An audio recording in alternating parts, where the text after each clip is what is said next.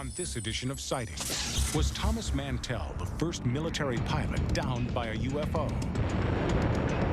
Now, after nearly 50 years of silence, the air traffic controller who heard it all tells the incredible story the Air Force refuses to admit.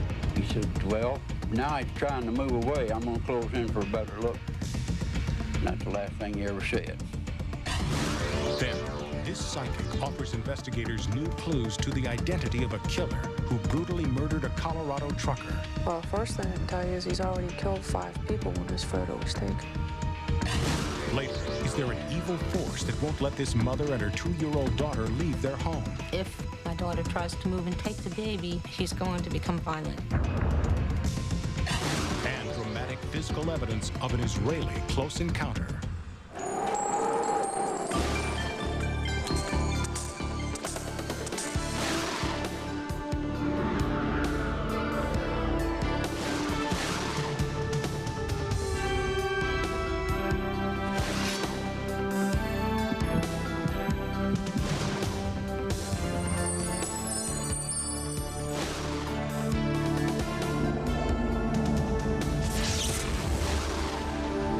Welcome to Sightings. I'm Tim White. No one knows exactly what Thomas Mantell was chasing the day his P-51 fighter plane crashed in Franklin, Kentucky. For nearly 50 years, his family has searched for the truth, and Sightings has tried to help. First, by uncovering wreckage from Mantell's plane, and now by introducing his children to the man who heard Tommy's very last words. Carla Wohl reports.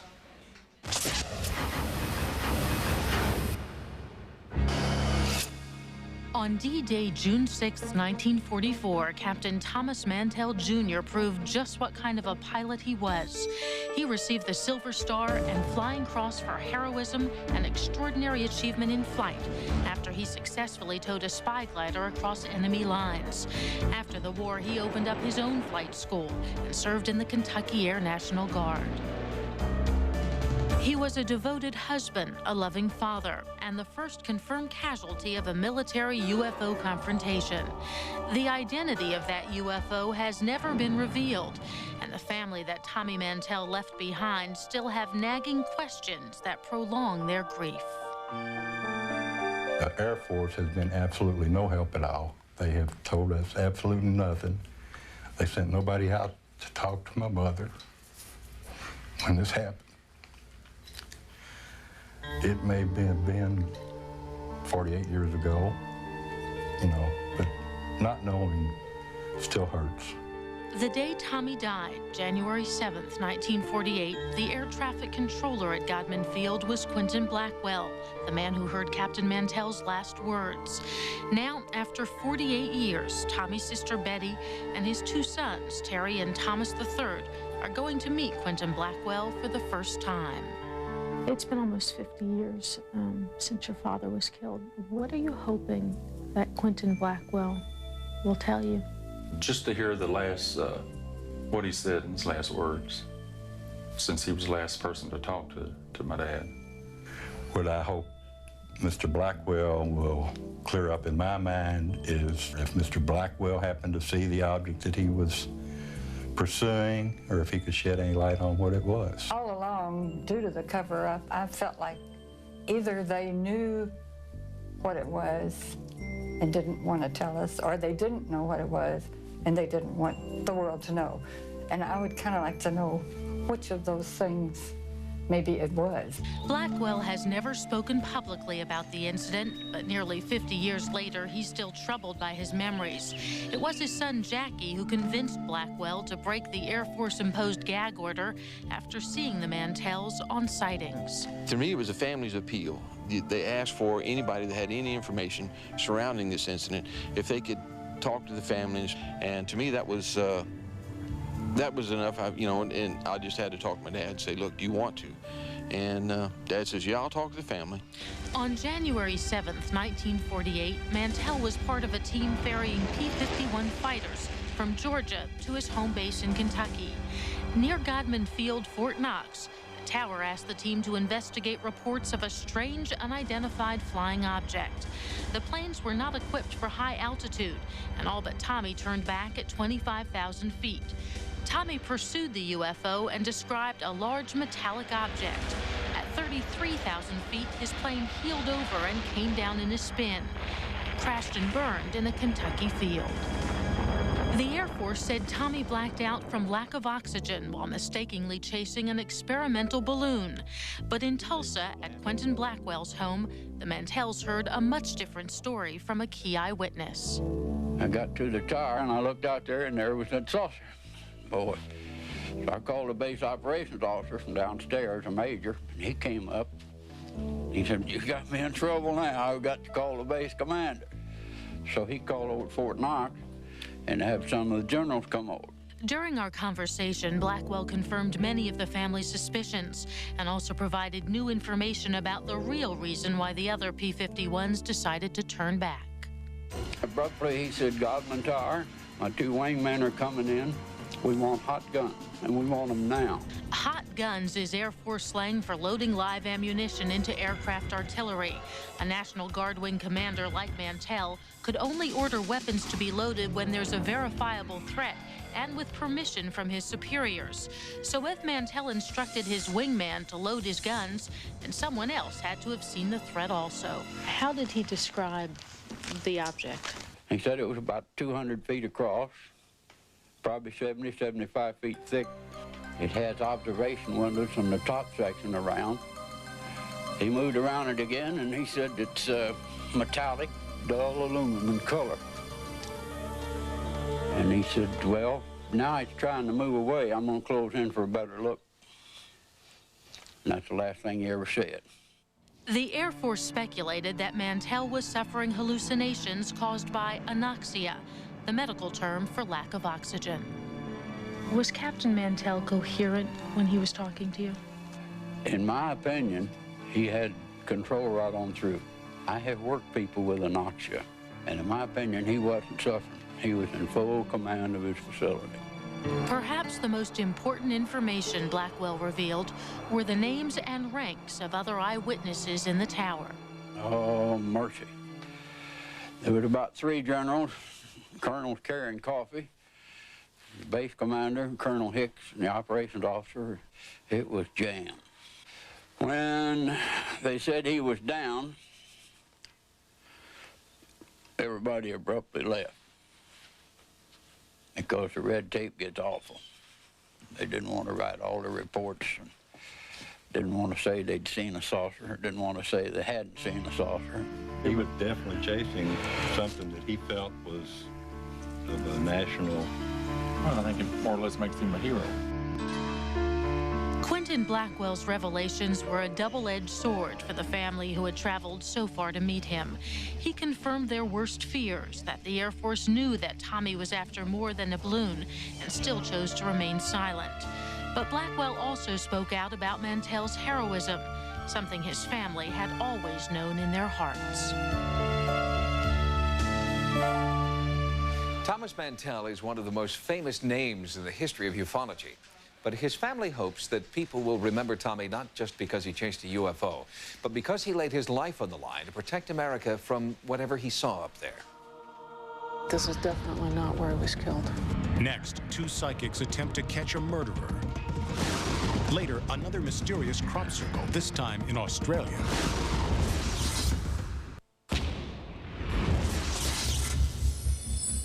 The laws in this country protect the innocent, but sometimes they also allow a guilty person to go free. When there wasn't enough physical evidence to charge the man police think killed Gregory Stone, his parents turned to a psychic detective for help. They're hoping for a paranormal break in the case.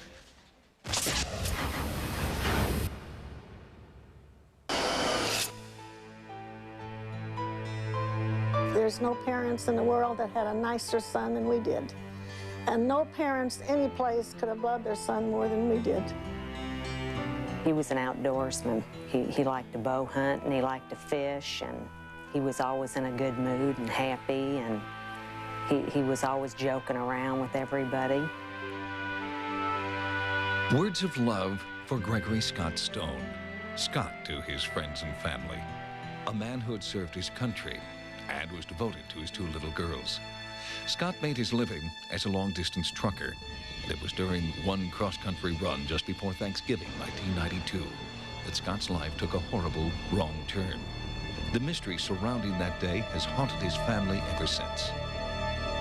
He called me from Kansas, and we were planning for him to come to Grand Junction to have Thanksgiving with us. Early on the morning of November 24th, Scott called his girlfriend, Sandra Harned, to tell her that a bad snowstorm would delay his arrival at her home. It was the last time Sandra would hear Scott's voice. The next day, on Thanksgiving, he didn't show up, and he didn't call. Scott wasn't the type to just disappear, and when police discovered blood inside his empty rig, his parents feared the worst. We found out that his tractor had been abandoned in Colorado and it had blood in it. We knew that something had happened to Scott. For 6 months, Scott's family tried to keep hope alive.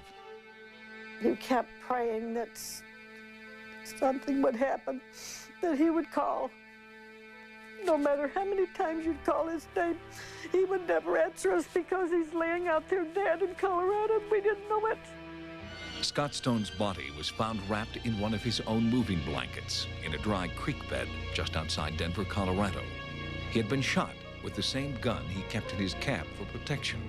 We figured that he was killed in the truck where the blood was, and he was hauled in the truck out in the country and dumped off alongside the road like a dead dog or something.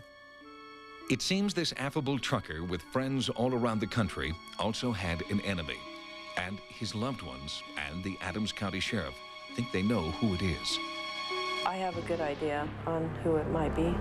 We have a suspect in mind. Detective John Williams has been working on the Stone case since 1992.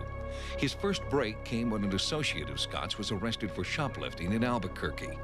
Williams questioned the man about Scott's death, but he insisted that he had last seen Scott in Missouri 2 weeks before Thanksgiving and had no idea he had been murdered.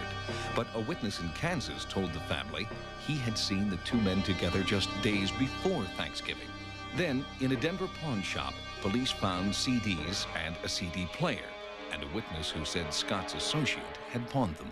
The family had previously told me that Greg Stone owned those items. And that would have been 2 days after Greg Stone was last heard from in Hays, Kansas. But despite these promising leads, there was not enough hard evidence to issue a warrant, and the suspect was released.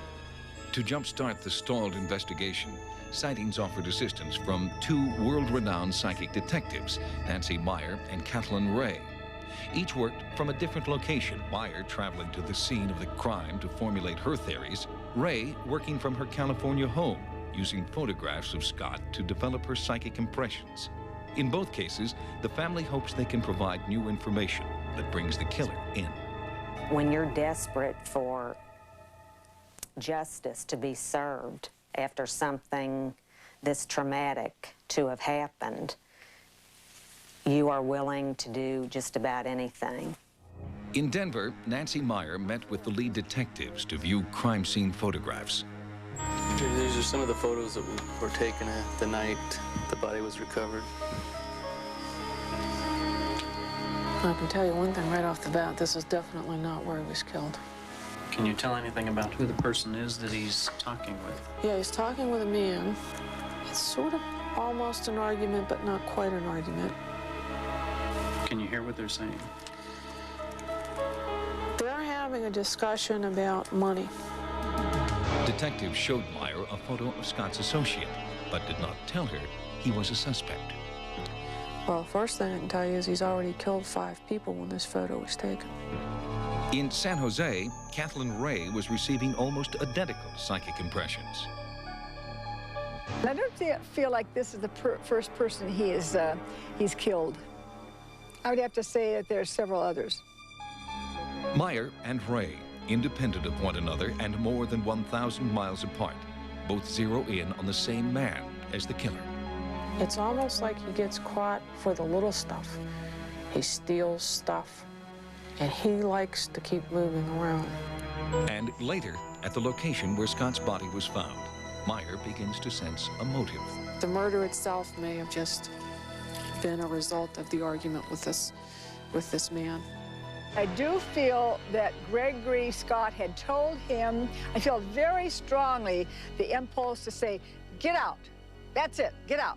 You know, get away, I don't want you anymore. I don't want you around me anymore. I know that they didn't get along very well. It was a pretty well-known fact that they weren't getting along, even from the suspect when the Denver Police Department talked to him, that they weren't getting along, and they hadn't been for quite some time. So I think it came to a head finally, and Greg Stone was murdered. And then Meyer sees a crack in the suspect's shield. The killer has bragged about this killing. He has bragged about it when he's been drinking. He has bragged a couple times about that. Finding who he bragged to will be as important as finding the suspect. One thing that could be helpful is to go back and try to look at the suspect, see if he does have any family members, and go back and try to locate them if they do exist, and see if the suspect has mentioned anything to him about what's been happening. But Meyer believes it will be a Sightings viewer who will play a significant role in breaking this case. I think you're going to get 2 contacts after this is aired that will give you some pretty precise information. One in particular, and I think it's a woman that's going to break the case, because she's tired of living in fear. If anyone knows anything about this, they need to come forward and tell us what they know and get this person behind bars, because he's out there walking around and our son is dead, and our son should not be dead. The police are now following up on the new leads provided by Nancy Meyer and Kathleen Ray. If you have any information that might be relevant to the investigation, please contact the Sheriff's Department in Adams County, Colorado. Next, why alien sightings are increasing on TV. Australia's first crop circle. And extinction in the name of medicine.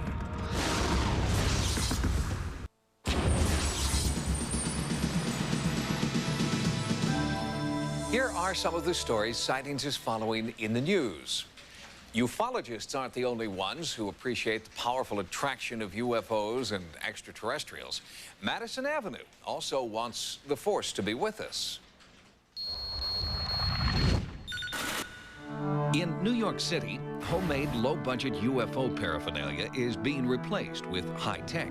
Millions of dollars are being spent to bring extraterrestrials into the mainstream. And the Manhattan creator of this advertising trend says his work is simply a reflection of America's growing acceptance of UFOs. I think good advertising, great advertising, holds a mirror up to the goings-on in America and really shows it as it is. And so this commercial was the perfect one to let us do that. Not only did this commercial increase product sales, it also spawned countless imitators. Today, there are aliens selling cars, airlines, beverages, and sporting goods. It's a trend that some say may be subliminally preparing us for inevitable real-life encounters.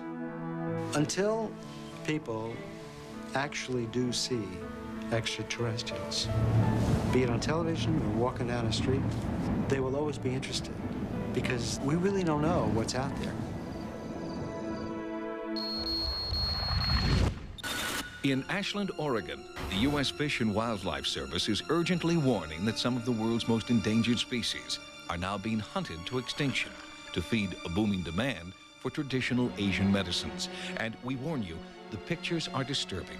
There's such a huge potential market in Asia alone, not to mention our own resident Asian communities, in using these traditional medicines. And what that means is the tigers, the rhinos, the bears are suddenly under intense pressure. Worldwide, the wildlife slaughter is now a nearly $4 billion a year industry, with tigers facing the worst threat. And to keep up with demand, the animal butchers are also defrauding consumers. Analysts found that all these medicines claiming to contain tiger parts in fact contain none. These so-called rhino horn capsules instead contain high levels of arsenic, and this tiger paw is actually a painted cow hoof. The problem with all of these products is that they maintain the demand for endangered species, even though they do not contain the real items. Experts believe that all of these creatures would be less endangered if only doctors would take serious steps toward demystifying the curative powers of these rare and noble animals. From Adelaide, Australia, pictures of the first unexplained crop circle ever found on this continent. The strange pattern in a suburban wheat field was first discovered by an airline passenger. I just looked down at this field and I said to myself, that's a crop circle, because I've seen pictures of them in England, these crop circles, and it just looked exactly the same. Measuring 50 feet across, the crop circle has no apparent signs of human intervention, a fact that ufologist Colin Norris sees as an indication of the circle's link to an extraterrestrial visit. To be as so fine in itself, the quality, the markings, the whole thing, it just could not be done by normal human people. Norris believes that the Adelaide crop circle is only the latest in a string of Australian UFO activity going back more than a decade. So, you know, we add the whole lot up, so how can we keep burying our heads in the sand and being so indifferent to the facts and the reality of the UFO phenomenon? We'll have more stories from the news next time. Now, here's what's coming up on Sightings. Something evil is terrorizing this New Jersey mother and her 2-year-old daughter. When I heard the voices, I just said, he's not taking my baby anywhere. My reaction was to just keep her away from the house. Later, a rare interview with Sci-Fi master Arthur C. Clarke.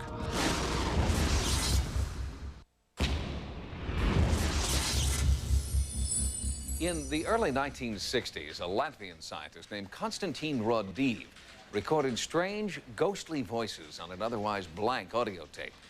It was the beginning of a new era in ghost research, a blending of the psychological and the scientific. Today, the field of electronic voice phenomenon, which Raudive pioneered, is recording some of the best evidence to date of voices from beyond.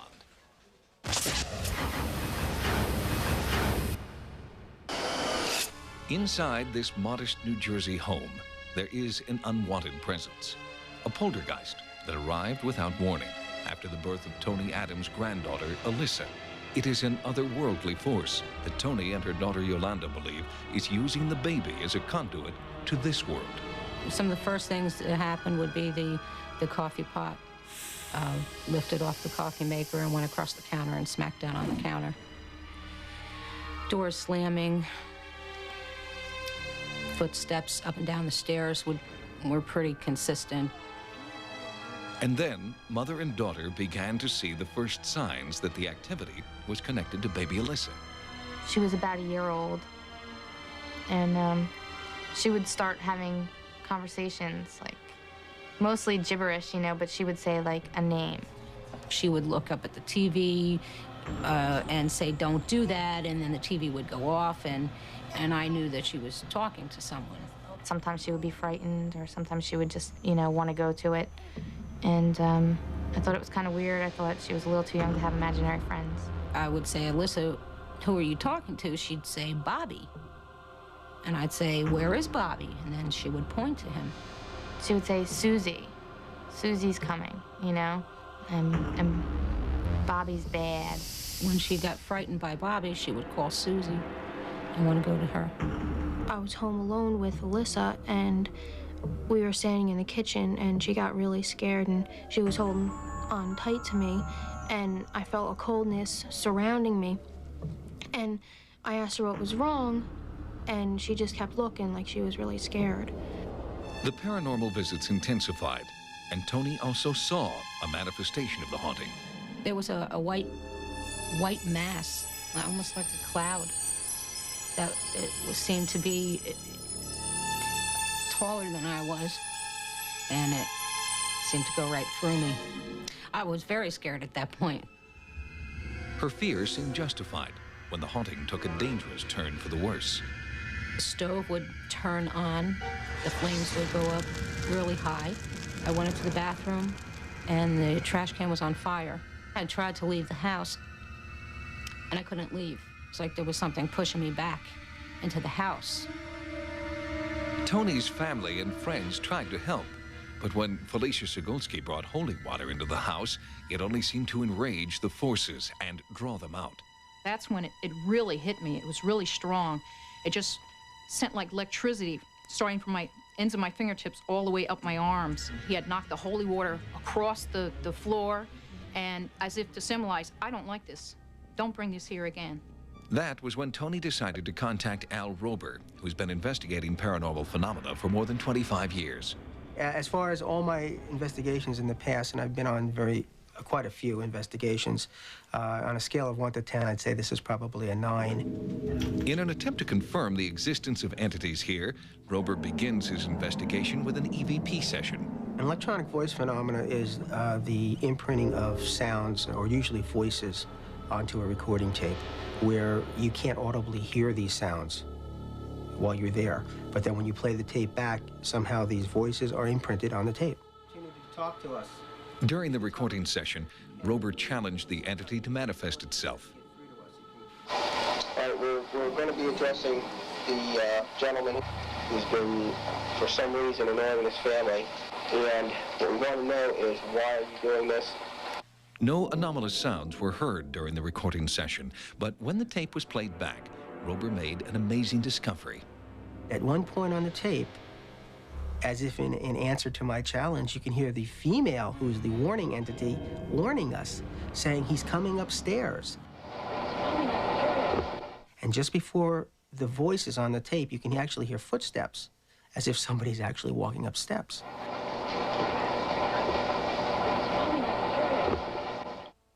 Tony believes that this female voice may be Susie, one of the entities who speaks through baby Alyssa. Well, a short time later, we hear him on the tape when I'm asking about someone moving out of the house. I hear him saying the baby is staying, as if he's demanding that. The baby is staying. Are you upset that Amanda's leaving? Listen again to this remarkable EVP recording of a man's voice saying, "The baby is staying." And this voice, the family believes, is Bobby, the male entity who communicates with Alyssa. Why does he want the baby to stay? Because that's his communication link. That's his connection. The baby is perceiving him. When I heard the voices, I just said, he's not taking my baby anywhere, you know. I was scared. My reaction was to just keep her away from the house. The male voice was frightening. It was almost demonic sounding.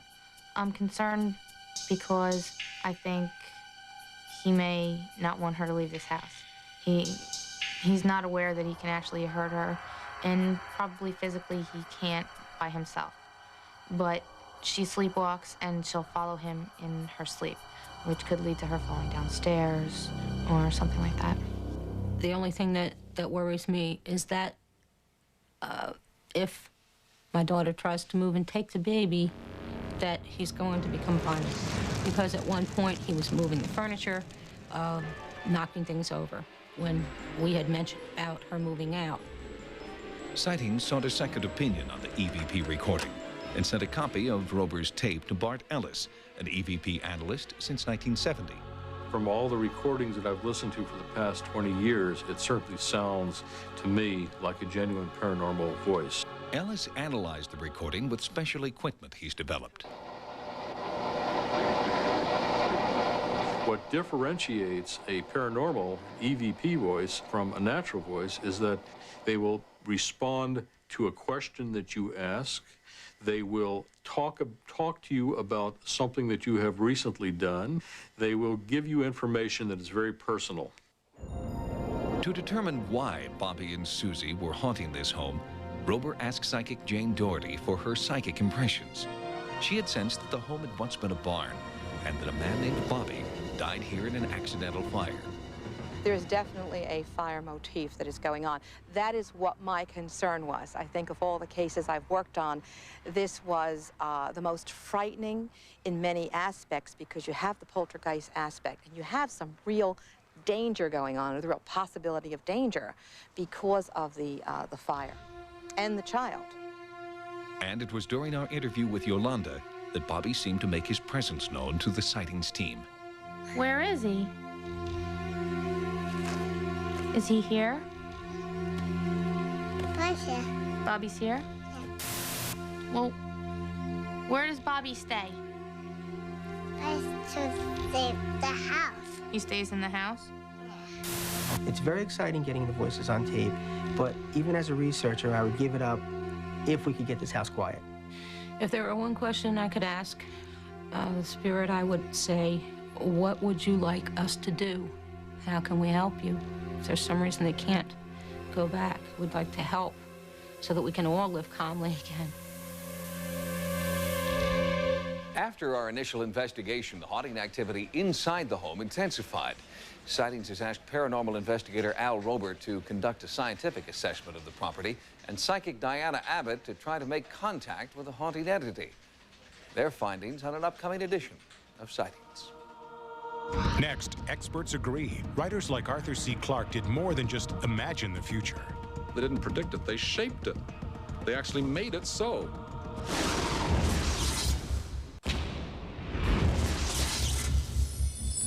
"50 years ago, a young science fiction writer sat at his desk in London and dreamed about the future.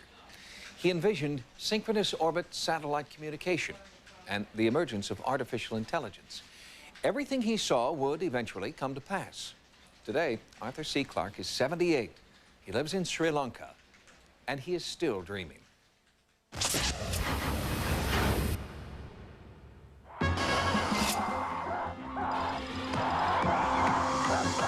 With the film release of 2001, A Space Odyssey in 1968, a worldwide audience learned of the genius of a writer, philosopher, and scientist named Arthur C. Clarke. This extraordinary work of science fiction offered not only a great story filled with human and inhuman emotion, but also predicted the future with an accuracy we are only beginning to appreciate today. And at 78, Clarke is still looking forward and remains one of the most influential thinkers of the 20th century. Clarke's home today is the tiny island nation of Sri Lanka. Here, he researches and writes about the future, continuing to work from a scientific perspective, as he has since his earliest career in the British military. At the time, I was working on microwave radar, the first GCA ground-controlled equipment. So, I was dealing with that technology. By day, Clarke worked on the top-secret radar program that would eventually help win a war. By night, he pushed the envelope, envisioning where this new technology could lead. He saw radar and rockets merging, creating a reason for governments to fund his ultimate dream of human space travel. I said, well, in what way can rockets be used to make some money to pay for spaceships, you see? So I put the two ideas together. Use of rockets to launch satellites, the use of satellites to act as relay stations for television. I wrote it up in summer of '45, and it was published exactly 50 years ago. Clarke's paper detailed the very system of space satellites that are in use today. Remarkable, because at the time, rockets were extremely primitive, and television was still in its earliest experimental stages. He wrote about it first as a science article, a proposal, a serious proposal, which is where it belonged, of course, since it was perfectly obvious, as long as you were brilliant enough to think of it. But my contribution was to point out that the solution to the problem of long-distance TV was not to build hundreds of towers, each at, a few hundred miles apart, or to have floating towers across the Atlantic, which had been suggested, but to go to the satellite orbit. It has changed the world, there's no doubt of that, but I can't claim too much credit, because if I hadn't published that paper in October '45, about 10 of my friends would have done so within a year. Humility aside, he was the first. And after that illustrious beginning and his discharge from the military, Clarke devoted himself full-time to his two great loves, science and fiction. He's one of the first writers that I remember reading when I was about 14 years old. I read Childhood's End, and I walked away from that just stunned. I had an intellectual high from it. And that early influence had a hand in shaping the future. Arthur is one of the major pioneers of the notion of spaceflight, what it should be, how it should be conducted. He wrote early novels of spaceflight, which, while they seem kind of out of date today, were seminal at the time because they influenced the people who were actually building the rocket ships. Arthur C. Clarke's influence became paramount with his masterpiece 2001, A Space Odyssey. Although it was a work of fiction, Clark and his partner, director Stanley Kubrick, worked hard to develop its realism. This was in 1964 when the Apollo program had been announced, but no one really believed we would go to the moon. So anyway, we were writing the film before we had any close-ups of the moon's surface, so we had to guess what it might be like. And there were all sorts of problems. I think we did pretty well. One or two mistakes. For instance, we show the moon is more rugged. Despite these topographical errors, 2001 changed the way the world looked at space. Now, nearly 30 years later, it's easy to see why Clark is called a modern-day prophet. Yes, but accidental prophets. This is the way the future will be. Our prophets are more straightforward artists. They really put down the dreams in a way that's evocative, and sometimes they influence the way the future looks. So a film like 2001 actually influences the way spaceships are designed. And then people look back and go, well, how marvelous, they predicted it. No, they didn't predict it, they shaped it. They actually made it so. 2001's impact on space travel may be apparent, but the main theme of the film has not yet become so. Extraterrestrial contact via a strange electronic signal emanating from outer space. I think it's quite possible that there has been contact, but unless we do some more exploring and research, we won't know. When the U.S. government started Project SETI, the search for extraterrestrial intelligence, Clark was one of its staunchest supporters. He believes that if an alien civilization exists, we will learn of them through radio waves. In this case, we're not only searching the radio spectrum, but we're searching the whole sphere of the sky. So even if we had thousands of receivers listening, it might take centuries before we hear anything. On the other hand, we might get a result tomorrow. While extraterrestrial contact has yet to occur, it is all that is missing from Arthur C. Clarke's near-perfect vision of the future.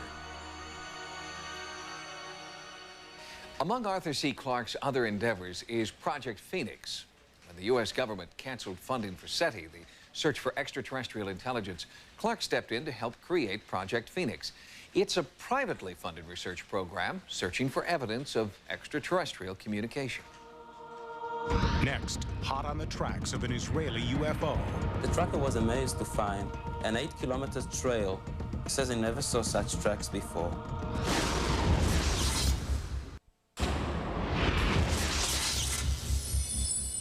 UFO sightings are continuing in the Holy Land. Recently, we heard from one of Israel's leading UFO researchers, Doron Rotem, about new sightings of a mysterious craft and contact with a large alien being in the small village of Yatzitz in central Israel.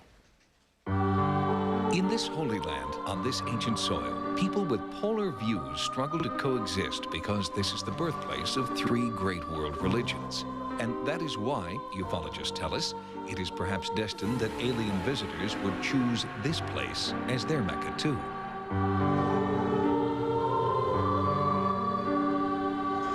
During the spring of 1993, in Kadima, Israel, a small coastal town between Tel Aviv and Haifa, three women, unknown to each other, all reported similar alien visitations. He was very tall. He was almost 3 meters tall. He was a giant, very tall, with big eyes.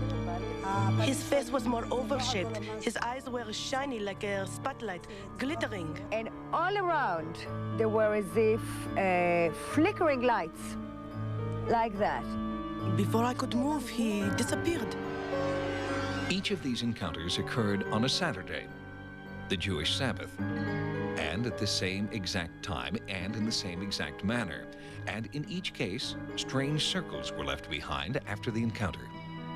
The grass became, within a day, completely dry. It was before high as this grass all around, became completely dry, and eventually, after 2 or 3 days, lay down just like the way it's here. Most recently, 2 years after the Kadima visits, the otherwise quiet town of Yatzitz is suddenly in a panic after village leader Herzl Cosentini reports a frightening encounter with an alien being. It is Friday evening at the beginning of the Jewish Sabbath. I was visiting a friend whose name is Danny Azar. I was at his place at around 8:30. About 9:30, something passed by the house that caused shaking. It rattled the windows and doors. I was curious to find out what happened, so I opened the door. I saw something very strange. I was very scared by it. As soon as my friend saw it, he fell down because he was so scared. And they didn't try to follow it. What they do is lock themselves in the room and call the police. Doran Rotem is a horticulturist by trade, but for 20 years, he has also been one of Israel's most respected UFO investigators. Rotem interviewed Herzl and Danny the morning after their encounter. He discovered that the men reported a creature very similar to that reported by the women of Kadima. It's hard for me to describe its face because the face was projecting something. I don't know whether it was heat or blinding light, but I do remember that its face was glowing intensely. It had like two eyes, then something around the head that was blinding. It looked like a human being, 3 to 3.5 meters tall, perhaps 1.5 meters wide. I estimate its weight at half a ton. In the field where the men claimed to have seen the creature, there was no crop circle, but a calling card of a different kind. Strange footprints, unlike any the two farmers had ever seen before. I was scared, and I am not one to get scared at all. I was in the combat unit in the army. I was a driver in the Sinai Desert. But when I saw the footprints here, I got scared. The tracks that were left behind by the strange being Herzl and Danny insist was here have confounded Israeli police and the professional tracker who was called in to analyze the prints. The tracker was amazed to find an 8-kilometer trail to the nearest village. He says he never saw such tracks before, and he claimed that any animal on an 8-kilometer trail would leave at least some feces on the ground, which never was found. By measuring the distance between the unidentifiable footprints, investigators have estimated its stride to be approximately 50 inches, more than twice the length of an average human stride. It has a huge front track that's stuck into the ground to 35 centimeters, and then after it's stuck, a little feminine heel appeared in the back. It doesn't find on humans, it doesn't find on animals, so it indicates that there was something else over there. Herzl Cosentini is a man who claims he has never believed in aliens or UFOs. But after his encounter, Herzl has had to re-examine his beliefs. As of today, my curiosity is sparked, and I would be interested in taking a look at what it's all about.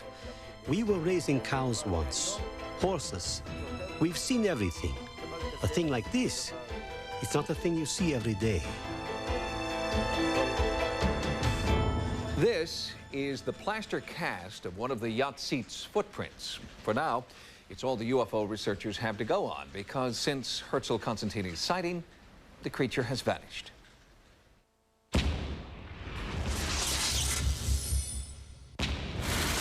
Ghosts. UFOs. The Unexplained. Dramatic stories of the paranormal from the files of Sightings. A new paperback book available now wherever books are sold. From Fireside Books. Until next time, remember, no mystery is closed to an open mind. For Sightings, I'm Tim White.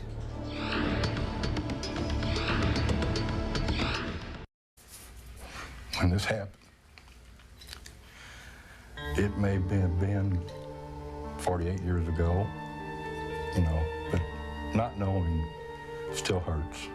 The day Tommy died, January 7th, 1948, the air traffic controller at Godman Field was Quentin Blackwell, the man who heard Captain Mantell's last words. Now, after 48 years, Tommy's sister Betty and his two sons, Terry and Thomas III, are going to meet Quentin Blackwell for the first time. It's been almost 50 years since your father was killed. What are you hoping that Quentin Blackwell will tell you? Just to hear the last, what he said in his last words, since he was the last person to talk to my dad.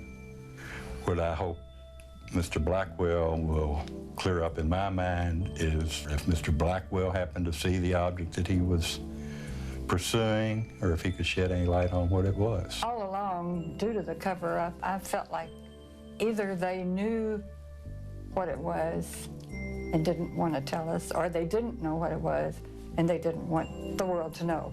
And I would kind of like to know which of those things maybe it was. Blackwell has never spoken publicly about the incident, but nearly 50 years later. Welcome to Sightings. I'm Tim White. No one knows exactly what Thomas Mantell was chasing the day his P-51 fighter plane crashed in Franklin, Kentucky. For nearly 50 years, his family has searched for the truth, and Sightings has tried to help. First, by uncovering wreckage from Mantell's plane, and now by introducing his children to the man who heard Tommy's very last words. Carla Wohl reports.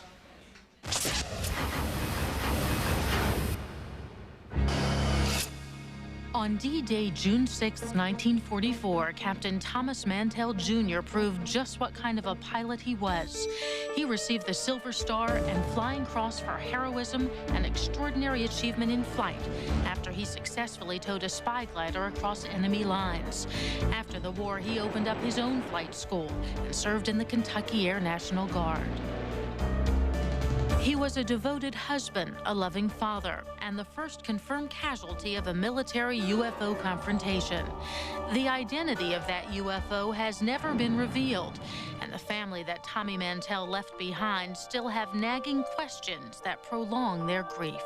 The Air Force has been absolutely no help at all. They have told us absolutely nothing.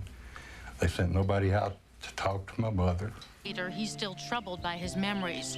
It was his son Jackie who convinced Blackwell to break the Air Force-imposed gag order after seeing the Mantells on Sightings. To me, it was a family's appeal. They asked for anybody that had any information surrounding this incident, if they could talk to the families, and to me that was enough. And I just had to talk to my dad and say, look, do you want to? And Dad says, yeah, I'll talk to the family.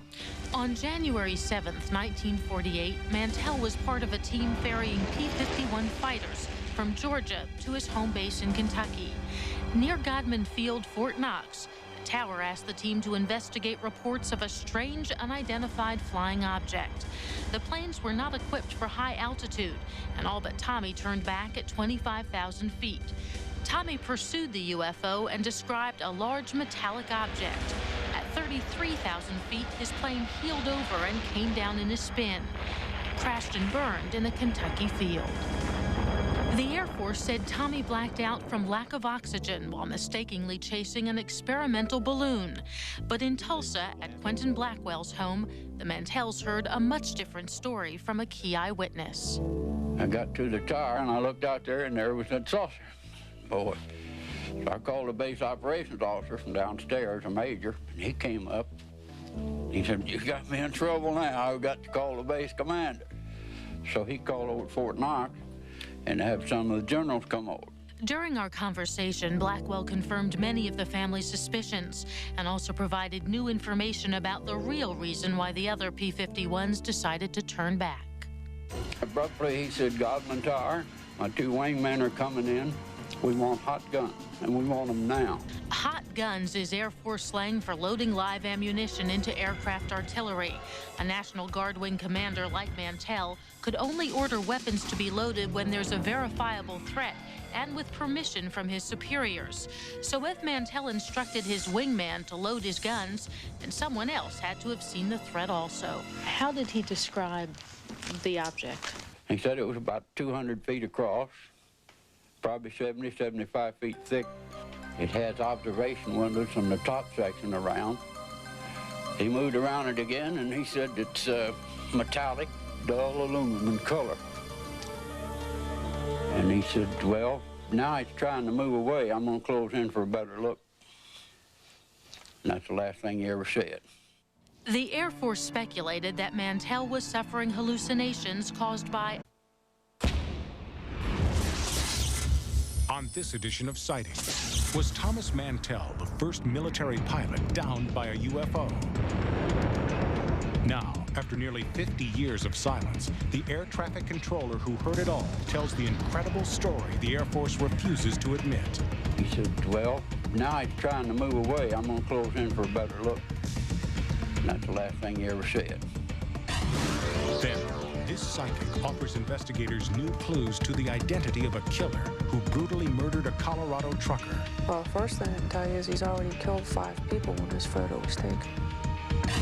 Later, is there an evil force that won't let this mother and her 2-year-old daughter leave their home? If my daughter tries to move and take the baby, she's going to become violent. And dramatic physical evidence of an Israeli close encounter.